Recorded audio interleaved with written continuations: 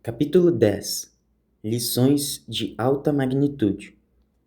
O serviço a que nos afeiçoáramos exigia esforço e abnegação, pois quanto mais atendíamos espíritos em grande sofrimento, outros mais chegavam ao grupo em que trabalhávamos, quando os cadáveres eram trazidos pelas ondas e atirados às praias, ou resultavam da desencarnação daqueles que haviam ficado inconscientes, traumatizados, e porque não houvessem recebido assistência, não resistiam aos ferimentos, ao deperecimento das forças, à desnutrição, às infecções. Ana continuava erguendo o archote de fluidos luminosos, de forma que pudesse haver claridade específica na noite espiritual, ao tempo em que também contribuía com a sua valiosa ajuda. O padre Marcos falava, naquele momento, a um pequeno grupo de cristãos católicos que ainda se imantavam aos despojos materiais. A sua voz era meiga e gentil, informando-os que a morte não deveria ser vista como uma grande desgraça. Todos, quando nascem, estão assinalados para morrer, enunciou amoroso, porquanto esse é o ciclo da vida. O oposto de vida não é morte, mas renascimento. Jesus morreu a fim de que pudesse ressuscitar ao terceiro dia, demonstrando a imortalidade e comunicando-se com os amigos queridos que haviam ficado na retaguarda, aguardando a confirmação das suas palavras luminosas. Graças ao seu retorno é que o Evangelho pôde ser confirmado e a mensagem de que é portador tornou-se a esperança de todos aqueles que sofrem e se encontram à borda do abismo, sem entregar-se ao medo ou ao desânimo. Confiar, portanto, que há um reino além da carne que nos espera a todos é dever de todo cristão, cuja doutrina se assenta na certeza da vitória da vida sobre o decesso tumular. Enquanto ele falava, Abdul, Ivon, Oscar e nós outros, agora acompanhados por 2 espíritos indonésios que se ofereceram para cooperar conosco, trabalhávamos na libertação dos recém-desencarnados, com os vínculos fortes mantidos com os corpos, na condição de frutos espúrios do materialismo a que se aferravam. À medida que cada um era liberado, embora atento às palavras do sacerdote, experimentava um como vágado e tombava, quase inconsciente, sendo retirado de imediato do pequeno círculo para a área de transporte. Felizes, continuava o apóstolo da caridade. Somos todos aqueles que acreditamos em nosso Senhor Jesus Cristo e que o temos na condição de caminho, verdade e vida. A Ele vinculados pelo amor que nos dá sustento às emoções. Morte é vida e infortúnio é bênção, porque nada acontece sem a sua permissão superior. Enfrentai a tormenta do desespero como os seus discípulos, quando na barca frágil, ante a tempestade ameaçadora que, temerosos, lhe pediram auxílio, e ele acalmou os ventos e tranquilizou as ondas. Nele temos o seguro nauta que conduzirá a barca da nossa imortalidade ao sublime destino da paz. Não temais, pois, permanecendo confiantes e ajudando-nos a ajudar-vos. Por mais assustador se vos apresente o fenômeno da morte orgânica, a vida é um triunfo sobre todas as injunções, e nada a consegue destruir. Por isso, abandonar o veículo carnal, que já não tem utilidade, agradecendo-lhe a cooperação durante a jornada concluída, e avançar com segurança pelo rumo da imortalidade, constitui motivo de infinita alegria. Novamente serão reencontrados os afetos que vieram anteriormente e que vos aguardam, reorganizando as famílias, através dos abençoados laços do amor. Portanto, alegrai-vos e confiai, porque as dores afligentes de agora, logo mais, serão um capítulo do passado vencido. Silenciando por momentos, a fim de que as suas palavras pudessem ser ouvidas e entendidas, permaneceu em prece, que o adornava de tênue claridade espiritual dele mesmo emanada, exteriorizando naquele paú de desespero a grandeza que o caracterizava na ordem da evolução. Tomados de emoção natural, os ouvintes choravam e imprecavam pela ajuda, o que a todos nos sensibilizava. Nesse clima de elevadas vibrações de amor e de compaixão, podíamos perceber o valor dos sentimentos da afetividade no intercâmbio com os irmãos mais angustiados.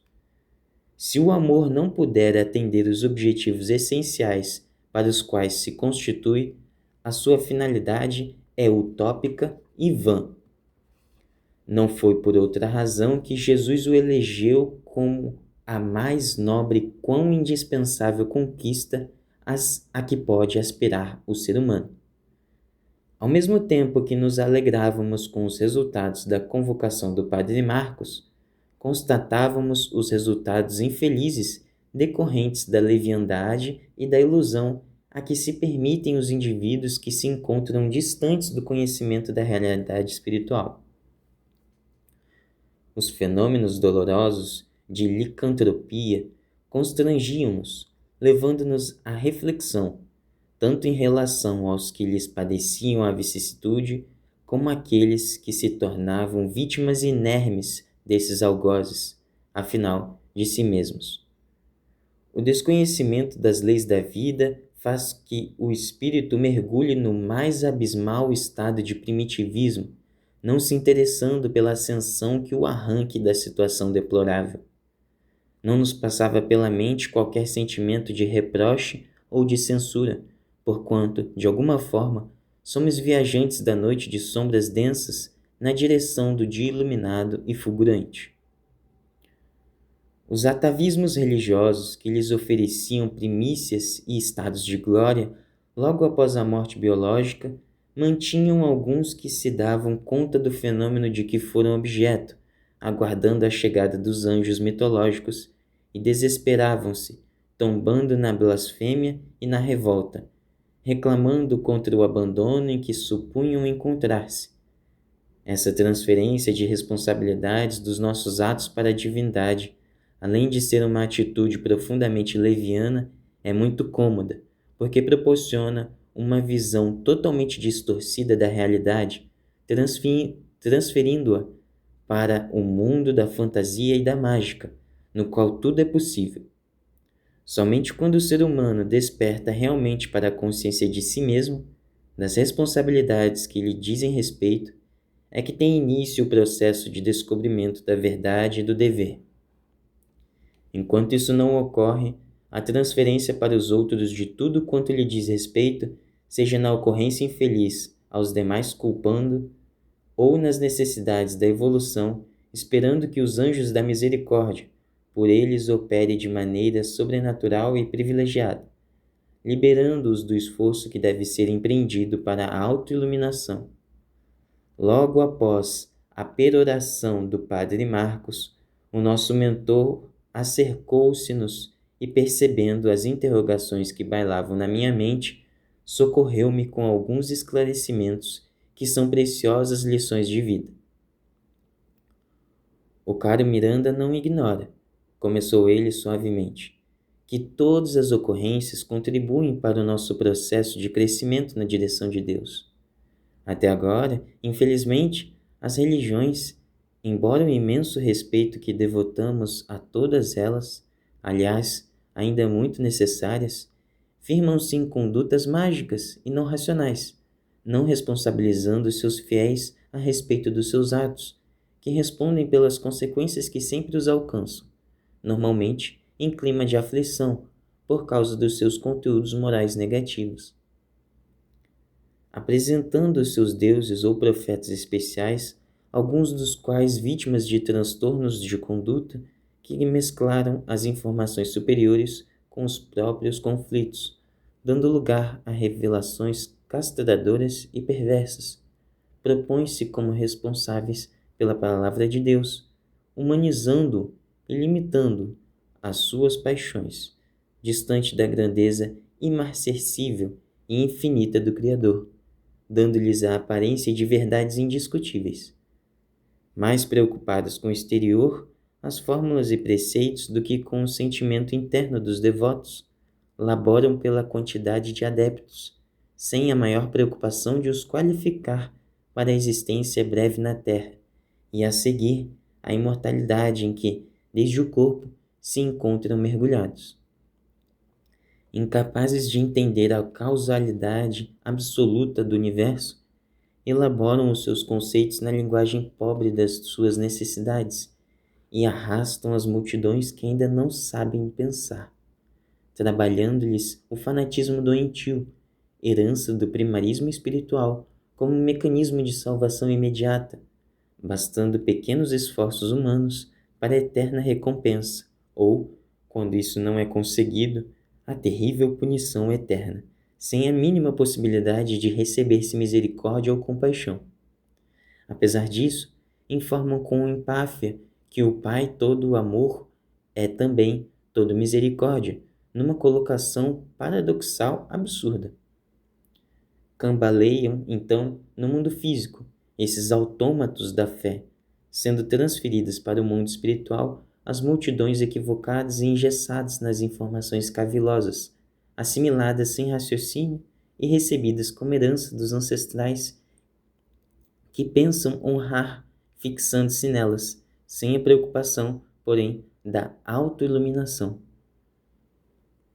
Os seus dogmas, os seus cerimoniais, todos elaborados com crueldade, amesquinhando o ser humano, escravizando-nos ao temor e mantém-nos na ignorância em que se encarceram, sendo muito difícil esclarecê-los nos primeiros tentames após o decesso tumular.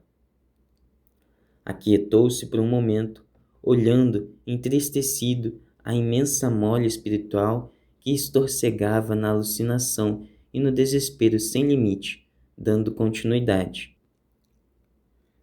É nesse estágio do sofrimento que a compaixão dos céus recambia esses sofredores de volta à abençoada escola terrena para o ministério da reencarnação, em expiações severas ou provações rudes, facultando-lhes o entendimento das leis de justiça e dos deveres que devem constituir a pauta de todas as existências.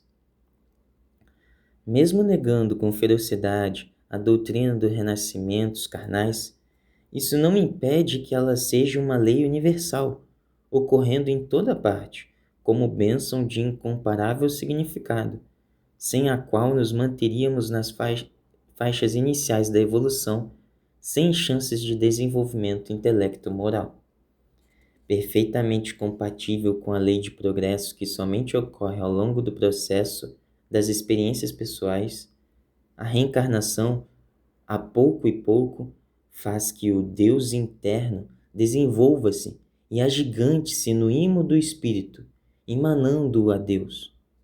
Acompanhando as dores acerbas que dominam esses milhares de espíritos, equivocados na sua maneira de acreditar na vida abundante, das suas fixações nos interesses transitórios, como se fossem permanentes, mais uma vez, damos-nos conta de como ainda vivemos na infância espiritual. As criaturas terrestres, habituadas aos caprichos do egoísmo, sem as gratificações sublimes da solidariedade e do amor. Religiosamente, todos estamos informados de que o túmulo não significa aniquilamento, portanto, sabemos que a vida prossegue. Seria lógico, em consequência, vivermos de maneira compatível com essa convicção, o que realmente não ocorre. As disputas e fixações materiais de tal maneira se fazem dominadoras em nosso mundo íntimo, que conscientemente ou não postergamos o momento de partida do corpo indefinidamente. Quando somos jovens, anelamos para que isso ocorra na velhice, e quando a idade provecta se nos instala, ao sentirmos a aproximação do fenômeno da desencarnação, o medo se nos assenhoreia, levando não poucos de nós ao transtorno depressivo, à revolta ou a outro tipo de desequilíbrio. Bastariam somente alguns momentos de reflexão diária em torno da transitoriedade da vida física, para nos prepararmos e aguardarmos com alegria o momento da desencarnação. Qual o encarcerado que não anela pela liberdade e que, vendo outro que estava na sua cela partir, não deseja também que lhe soe um momento grandioso? E com que júbilo enfrenta-o quando chega? A metáfora explica bem como nos deveríamos comportar, o que lamentavelmente não ocorre. Dia não muito distante, porém, surgirá em que as religiões serão portas de acesso à vida e não cárcere na ignorância e no absurdo. Desse modo, lembremo-nos que todos os profetas e fundadores de religiões, por mais elevados e nobres, não se equiparam a Jesus Cristo que os enviou à terra, a fim de que diluíssem um pouco as sombras da crueldade, para que ele instaurasse, nos dias já recuados, as balizas do reino dos céus no mundo. Mesmo aqueles que vieram depois do seu advento são ministros do seu reino. Por essa razão, veio o Consolador que ele prometera, para apressar esses dias, o momento da verdadeira comunhão entre as criaturas e o Criador. Não desfaleçamos, portanto, e cumpramos o nosso dever. Encontrava-me edificado e surpreso, pensando como o nobre médico chegara a essas conclusões, sabendo que ele vivenciara, na sua existência anterior, a convicção anglicana.